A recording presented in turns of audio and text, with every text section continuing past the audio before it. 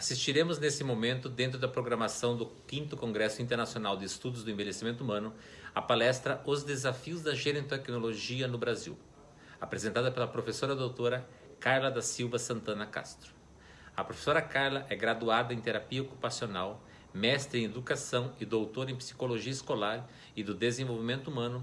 Realizou seu estágio de pós-doutorado no Oxford Institute of Population Aging, da University of Oxford.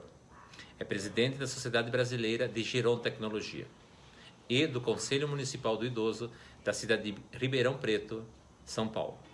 É professora orientadora do Programa de Pós-Graduação Interunidades em Bioengenharia da Faculdade de Medicina de Ribeirão Preto, da Universidade de São Paulo. Professora Carla, a palavra está contigo. Olá, bom dia a todos. É com muita alegria que participo desse evento internacional sobre o envelhecimento e agradeço ao convite feito, especialmente aos colegas da Universidade de Passo Fundo, que têm sido grandes colaboradores no âmbito do estudo sobre gerontecnologia e também no apoio à Sociedade Brasileira de Gerontecnologia. Para mim é uma imensa alegria poder vir falar sobre esse tema, especialmente porque o Brasil enfrenta o seu desafio, né, bastante importante nas mudanças do perfil demográfico da população brasileira. Isso nos remete a olhar para novas práticas, né, novas mudanças importantes no apoio à sociedade em envelhecimento. Então, nesse sentido, agradeço bastante a oportunidade de estar aqui podendo falar sobre gerontecnologia.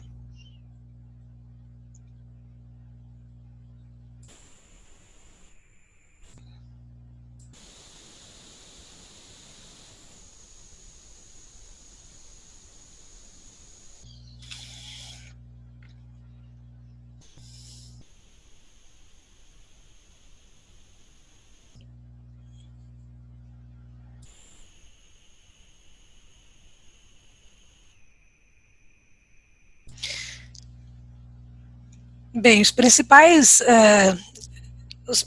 aspectos que gostaria hoje de colocar, acho que começando a falar primeiro sobre as mudanças no perfil populacional que o Brasil vem enfrentando e vai enfrentar nos próximos anos, né? Todos sabemos que essas mudanças são aceleradas, ao passo de que tudo o que é necessário que desenvolvamos para que a sociedade viva e envelheça bem, tenha qualidade de vida, conforto, segurança e funcionalidade, não corre com a mesma velocidade em que as mudanças deveriam ser feitas. Então, nesse sentido, chamamos atenção para o perfil, né, demográfico que o mundo inteiro tem sofrido, né, tem vivido essas alterações e que o Brasil também, né, está vivendo. Bem, nesse sentido, a gente sabe que o envelhecimento da população brasileira será uma das principais transformações sociais significativas que o Brasil vai enfrentar no século XXI. Na verdade, que o mundo inteiro, né, tem enfrentado e vai enfrentar neste século. E isso vai ter implicação para quase todos os setores da sociedade, incluindo os mercados de trabalho financeiro, a demanda por bens e serviços, moradia, transporte, proteção social, mobilidade urbana, estruturas familiares e laços intergeracionais, enfim, são muitos aspectos que hão de se modificar, mas, por outro lado, são desafios, mas também sinaliza uma possibilidade, né, uma grande oportunidade de construção de uma sociedade menos excludente, né, e mais amigável ao cidadão que envelhece. Na verdade, é a possibilidade, é uma fresta de oportunidade de transformação de uma sociedade para todos.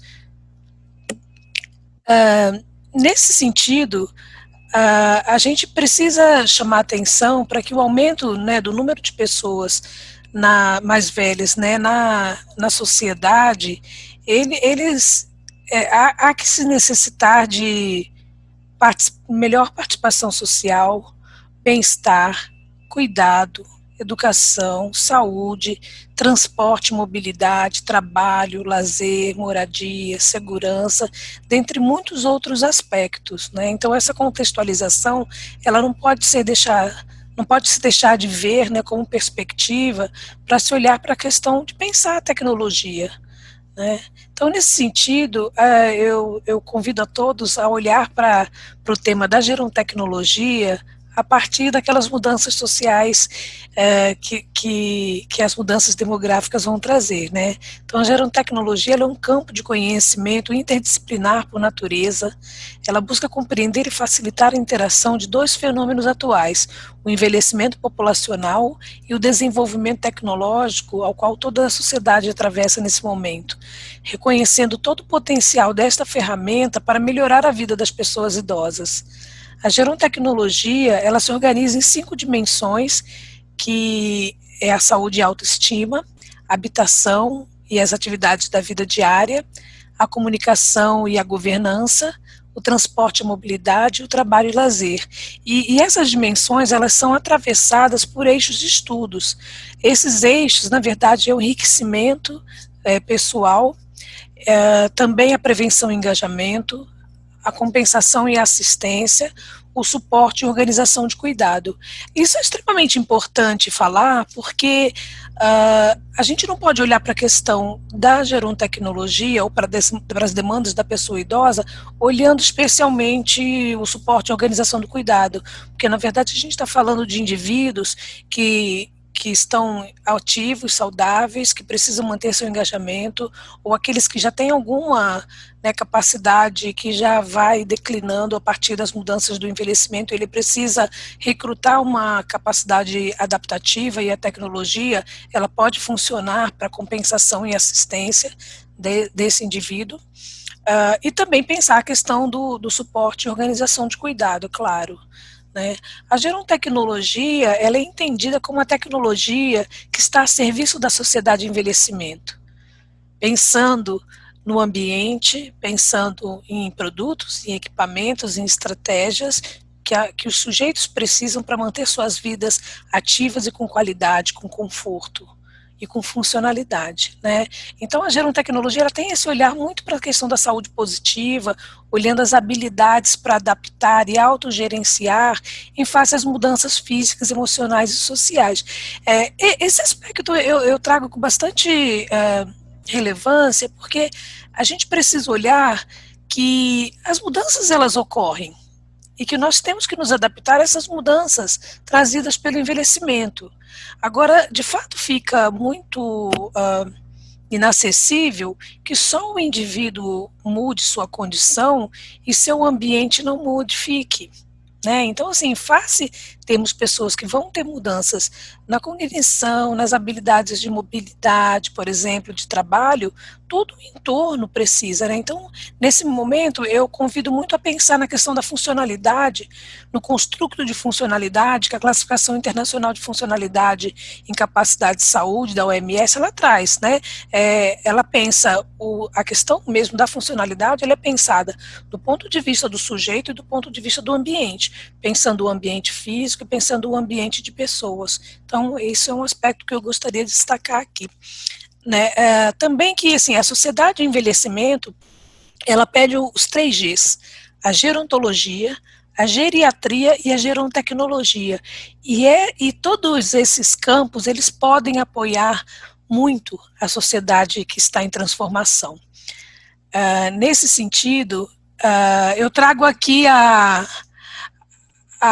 alguns aspectos para a gente pensar esse campo da gerontecnologia, O campo da gerontecnologia, muitas vezes ele é pensado como produtos, como equipamentos, Mas, na verdade, assim, é um campo amplo, ele envolve pesquisa, ele envolve concepção e desenvolvimento e aperfeiçoamento de novas técnicas, produtos, serviços que são voltados às pessoas mais velhas. Então, assim, muitas vezes nós pensamos justamente em alta tecnologia, e tecnologias de alto custo. Por exemplo, muitas vezes as pessoas pensam, mas os robôs, eles vão passar a cuidar das pessoas, a gente vai ter robôs, sendo aqui, nós vamos ser cuidados no fim de vida pelos robôs, Isso parece bastante distante da nossa realidade. Mas, por exemplo, se a gente olha para esse exemplo do vídeo abaixo, nesse primeiro vídeo nós temos a ParoCil, que é um robô terapêutico, Mas se a gente olha, por exemplo, para as questões de olhar, né, os ambientes de realidade aumentada, de realidade virtual, mesmo o uso de óculos, né, a gente vai vendo que isso já tem sido implementado em instituições de longa permanência, já tem sido implementado também em trabalhos de reabilitação, né, em centros de reabilitação, por exemplo. Então, parece que está tudo muito distante da gente, mas, na verdade, isso está muito mais próximo, né? Então, é importante a gente pensar nisso. Bem, a gerontecnologia, né, ela é o campo de conhecimento que está fundamentado na demografia, na economia, na política, na fisiologia, na sociologia, na tecnologia, na ergonomia, na tecnologia assistiva, enfim. Ele é interdisciplinar por natureza, né, como campo de conhecimento. Então, claro, né, por esse sentido, ele se alimenta de saberes de outras áreas de conhecimento.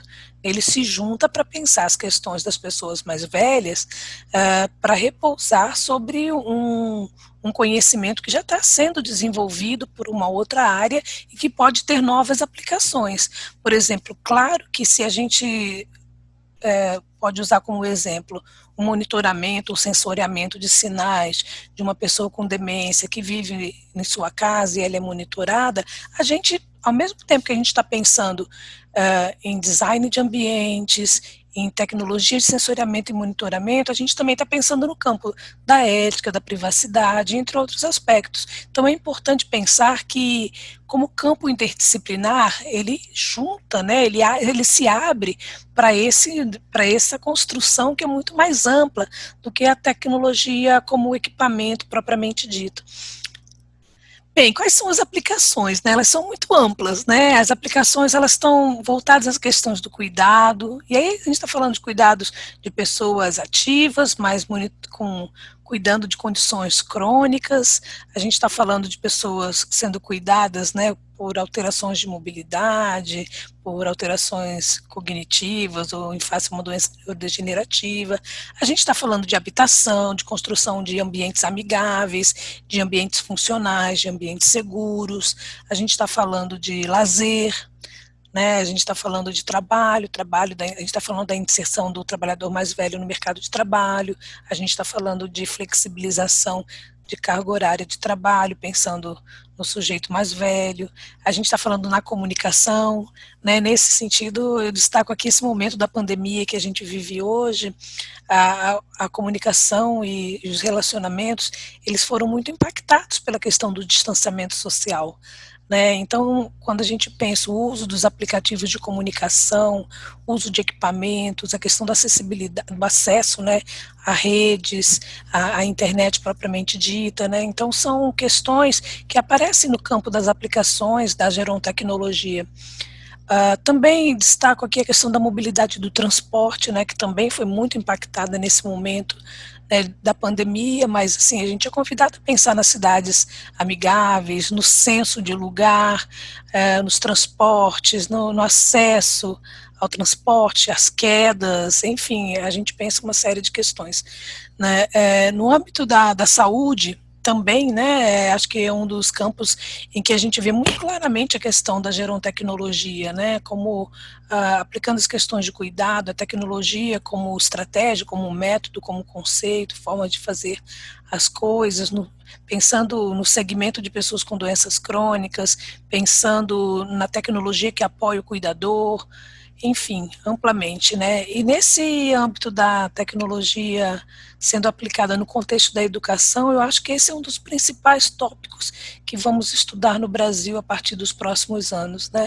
A questão de como a tecnologia ela pode ampliar, né, os saberes, a aprendizagem da pessoa mais velha e de que forma o sujeito mais velho aprende, como a gente pode apoiar com tecnologia a educação, né, ao longo da vida, enfim, acho que as aplicações são muitas e eu destaco aqui as principais.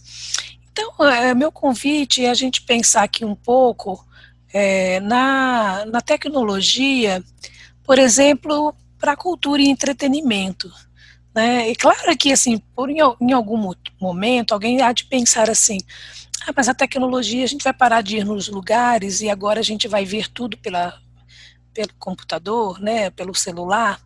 E aí, assim, acho que primeiro a gente podia pensar nessa tecnologia que nos permite diminuir distância, né, nos permite ter acesso a uma outra experiência cultural, né, outras vivências, e elas serem complementares, né, o que a gente já faz no âmbito do alcance à cultura, não só pensando nos idosos como consumidores de cultura, né, que assistem shows, que assistem vídeos, leem livros, fazem visitas virtuais a museus, ou a exposição, centros históricos, mas também a gente poder pensar na tecnologia que apoia aos produtores de cultura, as contações de histórias, participações em corais, as escritas, a divulgação de fotografias e exposições online, e tudo aquilo que é possível fazer olhando essa perspectiva do idoso ativo,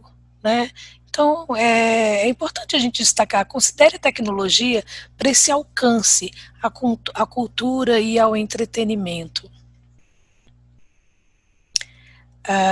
Também faço um convite a nós pensarmos nas tecnologias que nos permite o engajamento e a prevenção em atividades que antes estavam sendo feitas presencialmente, né? Nesse momento atual, né, que vivemos da pandemia do Covid-19, a gente já foi pensando um pouco nisso, né? Que muitas atividades que antes eram feitas presencialmente, hoje elas são feitas à distância, né? Então, se foi o boom do desenvolvimento dos aplicativos, né?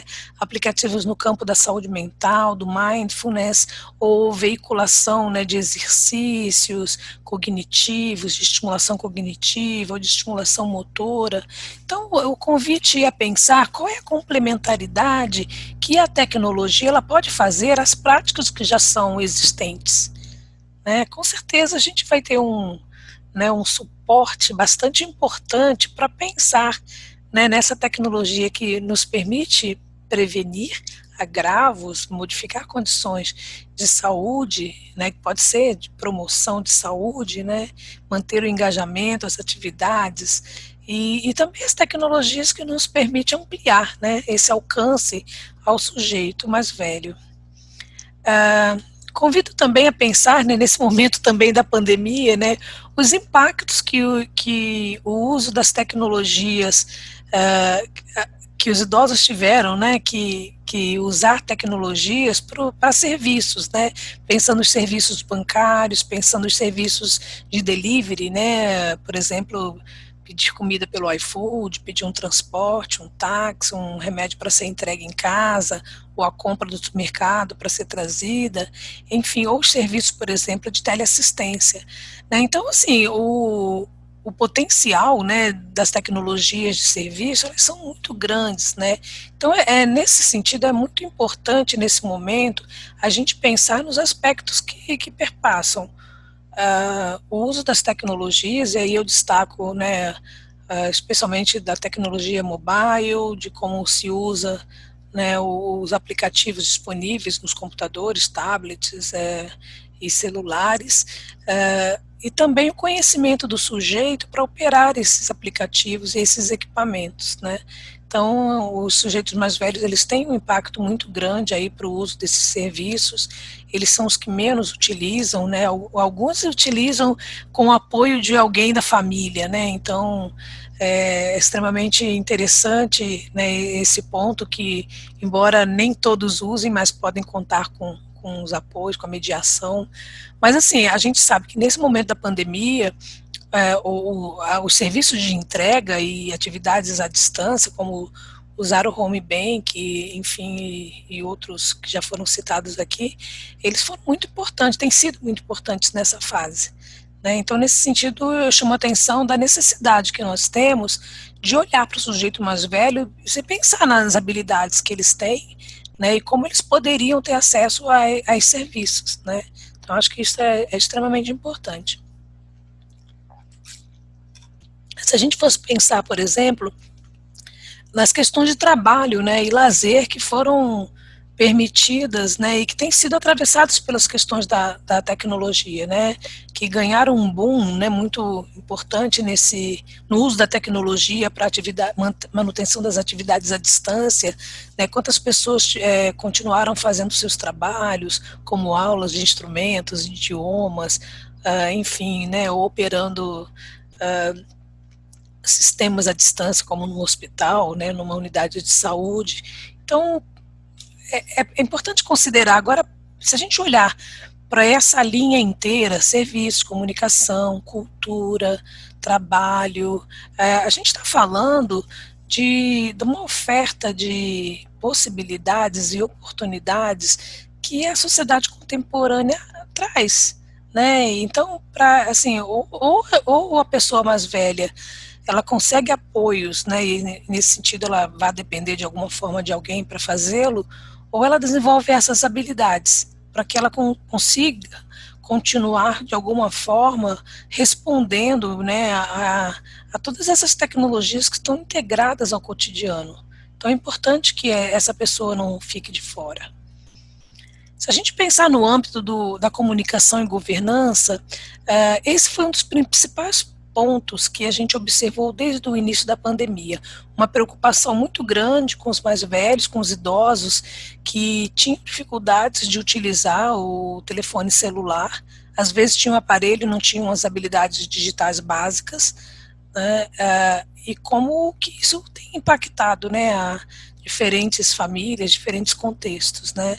Então, nesse sentido, as habilidades para uso, né, de aplicativos de comunicação, eles têm sido importantes e essenciais nesse momento que os idosos vivem, porque eles têm capacidade para formar redes, formar grupos, né, isso melhora a rede de suporte, isso permite, né, diminuir as tensões e o isolamento, né, solidão, enfim, é extremamente importante que as habilidades sejam desenvolvidas com foco na comunicação e na governança, né? Também pensar um pouco aí nessas tecnologias que têm, né, um foco na habitação, na criação de ambientes inteligentes ou ambientes que sejam mais conectados, né? Ou as tecnologias que vão apoiar o dia a dia, né?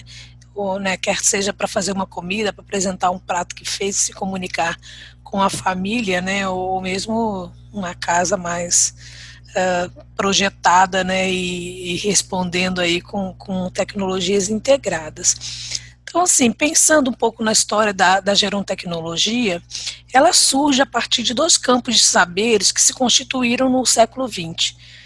Foram duas preocupações que levaram à constituição desse campo. Primeiro, a constatação de que as novas tecnologias estavam aí e cada vez mais se desenvolvendo, né? E também elas atingiam as pessoas mais velhas porque estavam, na verdade, integradas à vida de todos, né? E uma outra preocupação é como cuidar no futuro de um grande número de pessoas idosas, especialmente aquelas em idade avançada. E acho que esse é um ponto muito importante. Quando a gente fala assim, olha, terão mudanças importantes, mudanças demográficas, nós estamos falando de pessoas mais velhas no trabalho, pessoas mais velhas na cidade, nós estamos falando de condições de saúde importantes, né, manejo de doenças crônicas, nós estamos falando, enfim, a gente está falando de muita coisa, né, e que isso é necessário se pensar, né. Então surge o campo da tecnologia, da gerontecnologia, né, pensando especialmente no design de tecnologia e de ambiente para a vida independente e participação social de pessoas idosas com boa saúde, conforto e segurança, né? Esse é o principal elemento, né, trazido pela Sociedade Internacional de Gerontecnologia, que a gente conhece por ISD. Né? A Sociedade Internacional ela foi formada em 96 para criar uma área para cientistas se reunirem e compartilharem seus pontos de vista, como designer, produtores de produtos tecnológicos, e esse campo foi aumentando. Engenheiros, ergonomistas, terapeutas ocupacionais, gerontólogos, fisioterapeutas, médicos, enfim, ele foi se ampliando bastante. Né? Essa foto é uma foto respeito da última reunião da Sociedade Internacional, né, na Conferência Mundial, na 11ª Conferência Mundial, que foi na Flórida, e agora, nesse exato momento, está acontecendo a 12ª reunião na Noruega, em Trondheim, e a sociedade está reunida né, para as discussões aí do campo da gerontecnologia. Bem, os principais artigos, né, e produtos, produção científica desenvolvida no campo da gerontecnologia, ela é publicada no Gerontechnology Journal, e assim, que agora ele passa a ser Open Access. As principais publicações, elas têm foco na saúde, habitação, mobilidade, comunicação, lazer, tecnologia assistiva, design de ambientes, tecnologia mobile, robótica, enfim, é um campo muito amplo. Eu convido a todos a conhecer o Gerontechnology Journal, e destaco aqui 2 trabalhos nacionais, né? Na verdade, a gente já tem mais um recente, mas é o trabalho, né, da Marina Bernardes, que é sobre o monitoramento de condições crônicas de saúde em ambiente doméstico, e também o trabalho da Taiwane Marchini Raimundo, que ele fala sobre um treinamento específico, né, de tecnologia de informação e comunicação para idosos no campo de trabalho, né, e como elas poderiam manter a independência e a autonomia e a eficácia desses trabalhadores mais velhos quando você diminui essa divisão, essas dificuldades com o uso de tecnologias. Bem, só para destacar aqui, né, que em 2012 já se falava que a gerontecnologia já era o tema quente para se olhar para o futuro, né, a Forbes já destacava isso, e então eu aproveito aqui só esse canal. Bem, pensando um pouco aqui na gerontecnologia no Brasil, ela é uma sociedade recente ainda, ela foi formada aqui na cidade, ela foi criada, né, a partir da junção de vários pesquisadores preocupados e envolvidos com estudos na área de tecnologia com foco no idoso. Então eles se reuniram, né, para conversar sobre esse campo de conhecimento. E aí em Ribeirão Preto, em 2017, foi fundada a SBGTech. A sociedade brasileira pode ser conhecida melhor pelo site, acho que vocês todos poderiam acessar, e a gente já de antemão convida a todos a se associarem, né, conhecer um pouco do trabalho, né. A sociedade brasileira, ela é uma associação científica de natureza civil e sem fins lucrativos, né, ela tem a missão, né, de desenvolver conhecimento sobre a tecnologia no apoio à vida, né, no apoio à vida com conforto, com segurança, com funcionalidade, né, uma vida com qualidade em diferentes épocas de vida, né, até idades muito avançadas, né. E quem está associado à SBGTech são profissionais, pesquisadores, empresários, pessoas no campo da saúde, das ciências humanas, das ciências exatas e tecnológicas de uma forma geral, né. São pessoas com interesse nesse campo da gerontecnologia. A gerontecnologia, ela já se reuniu em 3 congressos nacionais, né, o primeiro em 2016, antes ainda da sociedade ter sido formada. Depois, no ano de 2017, foi quando a sociedade foi formada, foi o 2º congresso.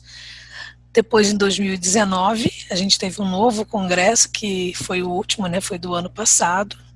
E também uma reunião do capítulo brasileiro na Conferência Mundial da ESG em 2018, em São Petersburgo, na Flórida.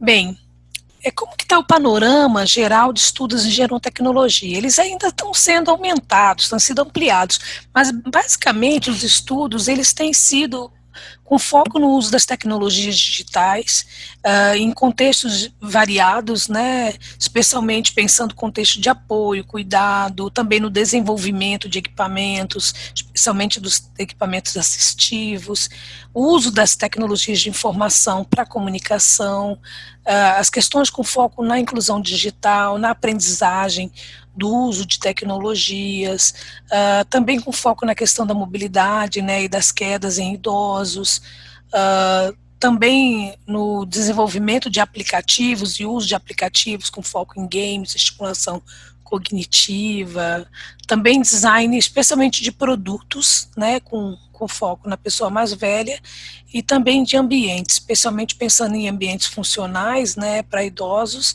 e para pessoas com demência. Então, assim, tem sido muito amplo, mas ele é muito maior do que eu trago aqui para vocês. Mas, assim, a gente tem tido um incremento, né, no número de publicações com esse tema no Brasil. E quais são as perspectivas de inovações que nós temos para o futuro? E claro que isso envolve a questão da gerontecnologia.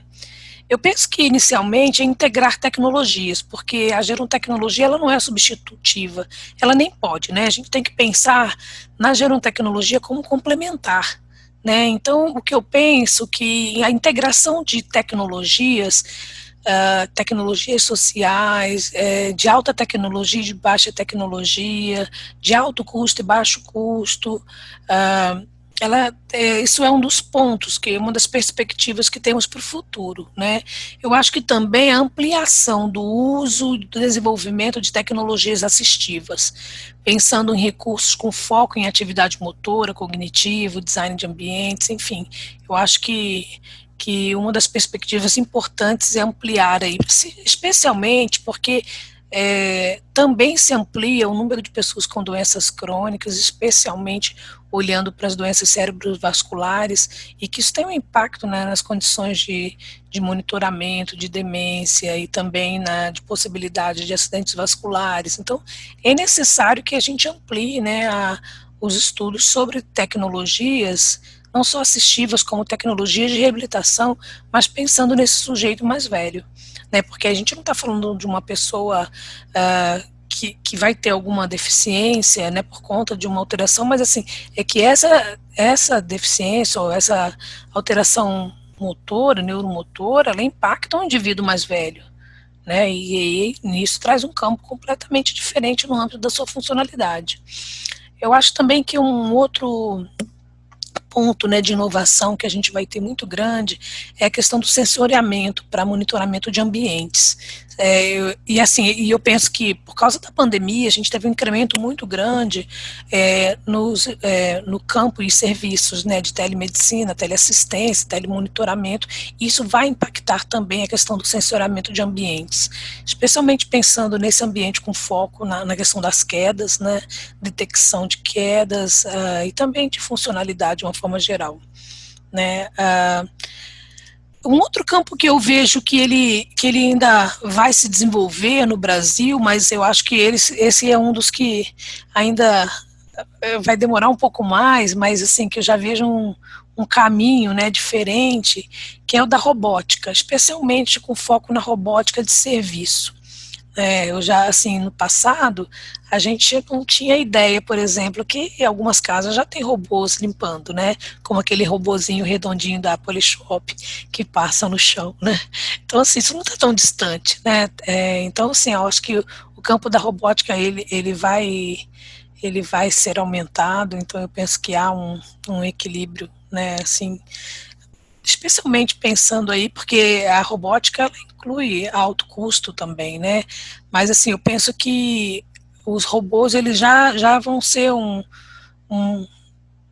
inovação importante que daqui a alguns anos o Brasil vai experimentar.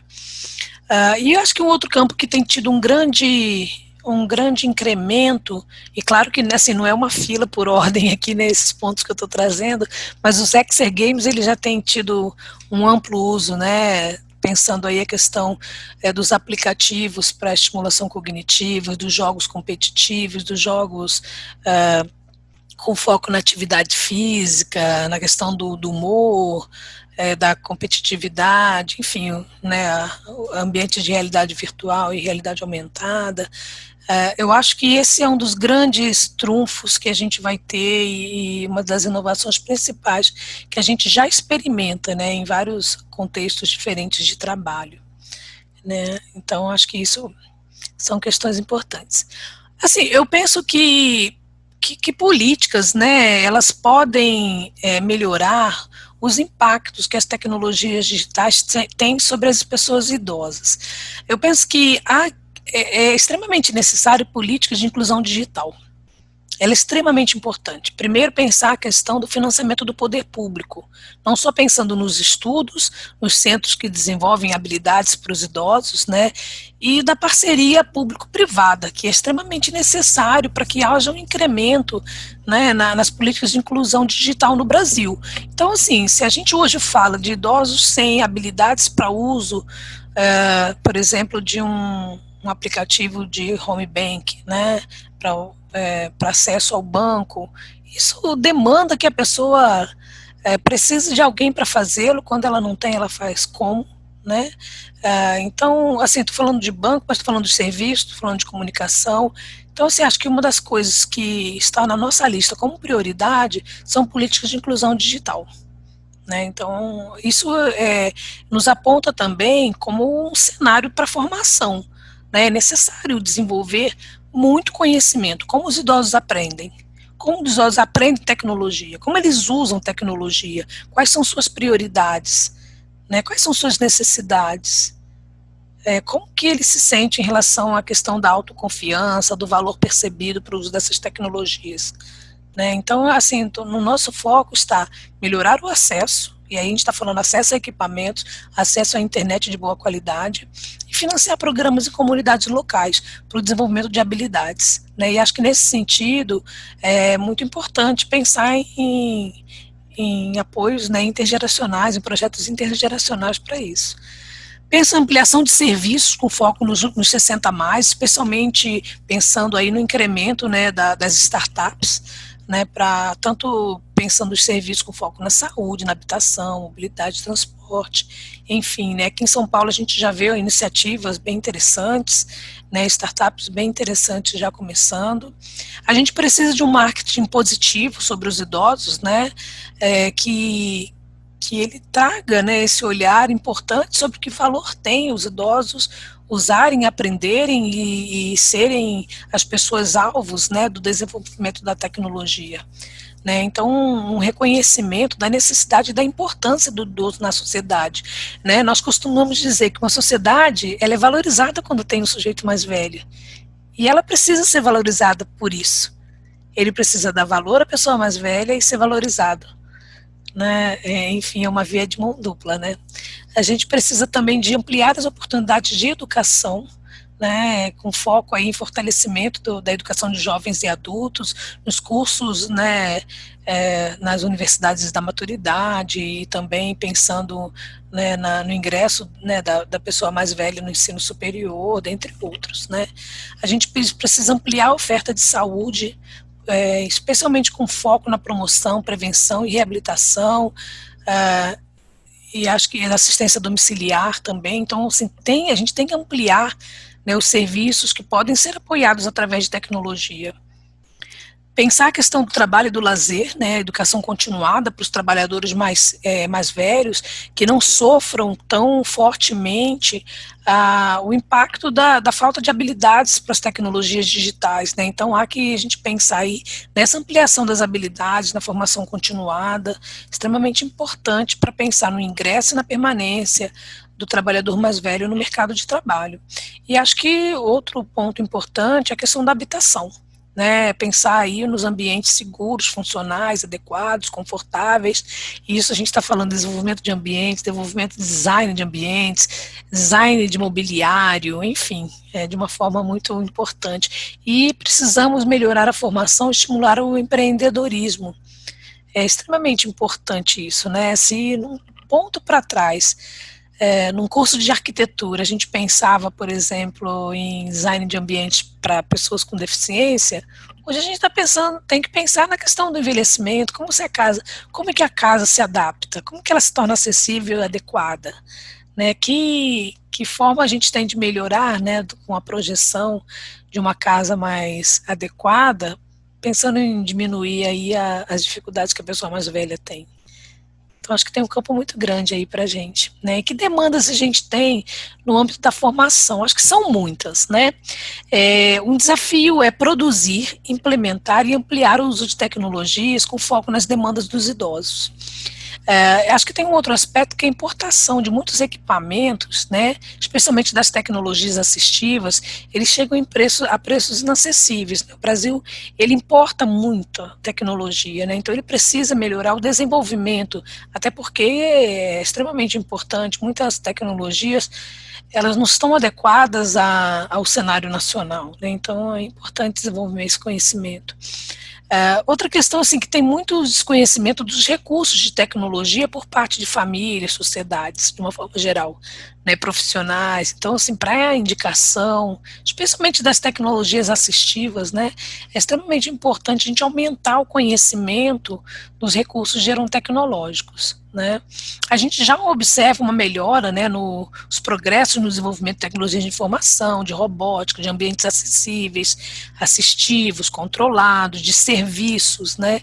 Mas, assim, é necessário mudar esse panorama e melhorar o desenvolvimento de serviços. Para isso, tem que ter apoio de financiamento, né? Então, essa é uma demanda importante, tanto para a pesquisa quanto para a questão da formação e sustentabilidade, né, dessas iniciativas.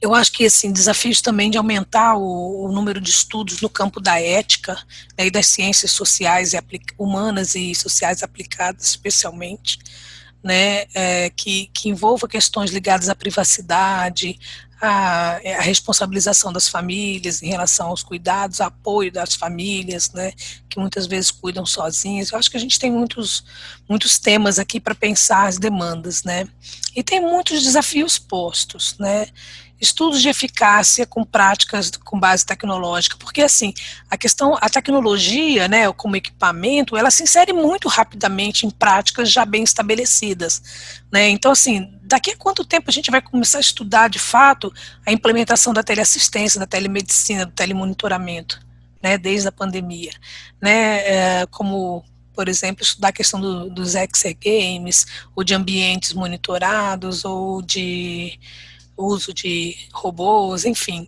a gente precisa de estudos de eficácia. Então, acho que isso é um desafio posto, né? E aí, quando a gente fala é um desafio posto, ele está falando também de financiamento de pesquisa, né? Está falando de bolsas, de auxílios, né? E isso é extremamente importante.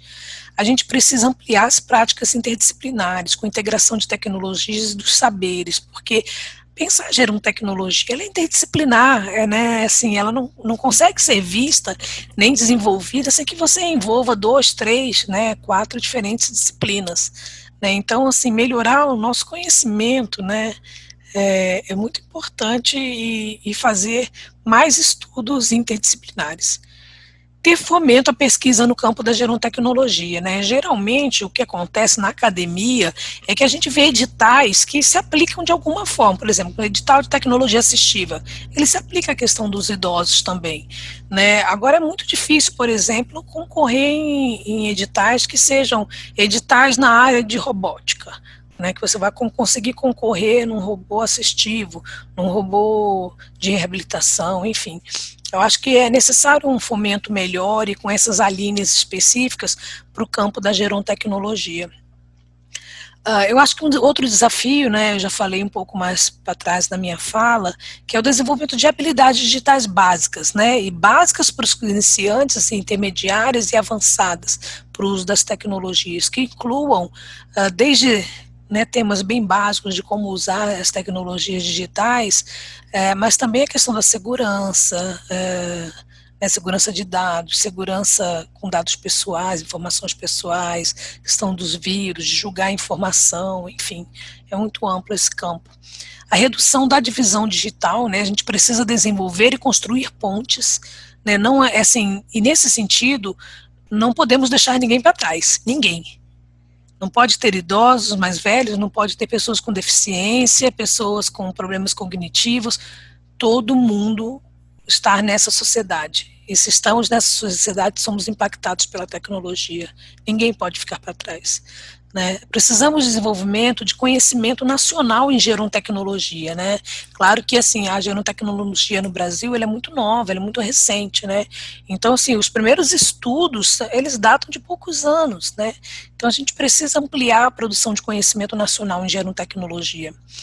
A gente precisa ampliar a divulgação do campo da gerontecnologia, não só internacionalmente, mas principalmente nacionalmente.